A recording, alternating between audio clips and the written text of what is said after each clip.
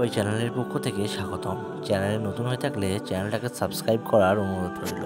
আমরা আজ আলোচনা করব বর্তমান বিশ্বের সম্মুখ সমরে যুদ্ধের জন্য তৈরি যে দুই দেশ তার সম্পর্কে। সামরিক দিক থেকে কে বেশি এগিয়ে, হয়তো এই দুই দেশের হাত ধরেই হতে চলেছে তৃতীয় বিশ্বযুদ্ধ। সংখ্যা এবার সত্যি ৪৫ বছরের ধৈর্যের বাঁধ ভেঙে গেছে। প্রতিশোধের জন্য ইরান সরাসরি আঘাত এনেছে। ড্রোন ও মিসাইল সমন্বয়ে চালানো হামলায় ইসরায়েলের ক্ষয়ক্ষতি কতটা হয়েছে তার চেয়েও বড় ব্যাপার হলো নেতানিয়াহুর টনক নড়েছে, জিদ ধরেছে আত্মবিশ্বাসে। কারণ ইসরায়েল ভেবেছিল আমেরিকার ভয়ে ইরান হয়তো সরাসরি আঘাত হানবে না, তবে তাকে ভুল প্রমাণ করেছে ইরান। হয়তো ফের ইসরায়েল আয়রন ডোমের কিছু ব্যর্থতা জনসমক্ষে বেরিয়ে এনেছে। প্রায় ১,৫০০ কিমি পাড়ি দিয়ে ইরানের মিসাইল পৌঁছাচ্ছে ইসরায়েলে। সেটাই হয়তো পশ্চিমাদের ভয়ের কারণ। যুদ্ধ বিশেষজ্ঞরা ইরানের ক্ষমতা নিয়ে যে প্রশ্ন তুলত তাতে দাঁড়িয়ে পড়েছে।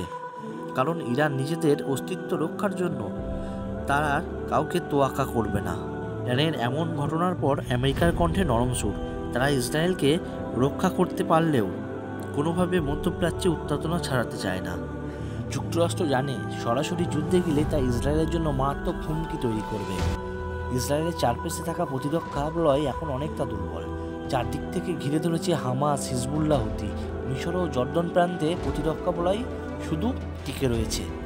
সিরিয়ার ইরানি কনসুলেটে হামলা চালিয়ে দুই শীর্ষ কমান্ডোকে হত্যা করার পর থেকেই ইসরায়েলের বিপক্ষে ফুঁসছিল ইরান। তখনই দেওয়া হয়েছিল কড়া প্রতিশোধের হুঁশিয়ারি। ইসরায়েলের হামলা চালালে যুক্তরাষ্ট্র যাতে নাক না গলায় সেই হুঁশিয়ারিও দিয়েছিল।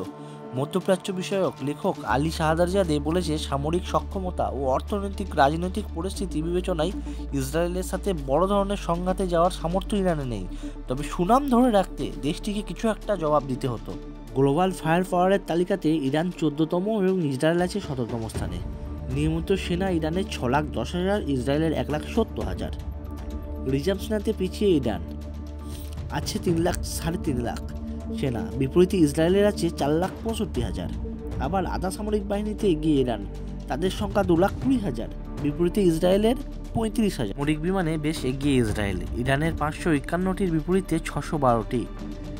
যুদ্ধ বিমানেও এগিয়ে ইসরায়েল, তাদের আছে ২৪১টি যুদ্ধ বিমান, বিপরীতে ইরানের আছে ১১৬টি। ইরানের ট্যাঙ্ক ১৯৯৬টি, ইসরায়েলের ট্যাঙ্ক ১৩৭০টি। জোয়াজানে ইরান একটু এগিয়ে, তাদের আছে ৬৫,৭৬৫টি, ইসরায়েলের আছে ৪৩,৪০৩টি। যুদ্ধজাহাজেও ইরান ইসরায়েলকে পিছনে ফেলেছে, ইরানের ১০১টির বিপরীতে ইসরায়েলের ৬৭টি। সাবমেরিনে ইরান ১৯টি, ইসরায়েলের ৫টি। ভবিষ্যতে কি হয় দুই দেশের মধ্যে সেটাই এখন দেখার। আমরা বেঙ্গলি বইয়ের পক্ষ থেকে চাই স্থির শান্তি, বিশ্বে যেন এক শান্তির পরিবেশ হয়ে থাকে। তাই আমরা এই যুদ্ধ একদম কাম্য করছি না। ভালো লেগে থাকলে চ্যানেলটাকে সাবস্ক্রাইব করে ভিডিওটিতে একটি লাইক দিয়ে দিন।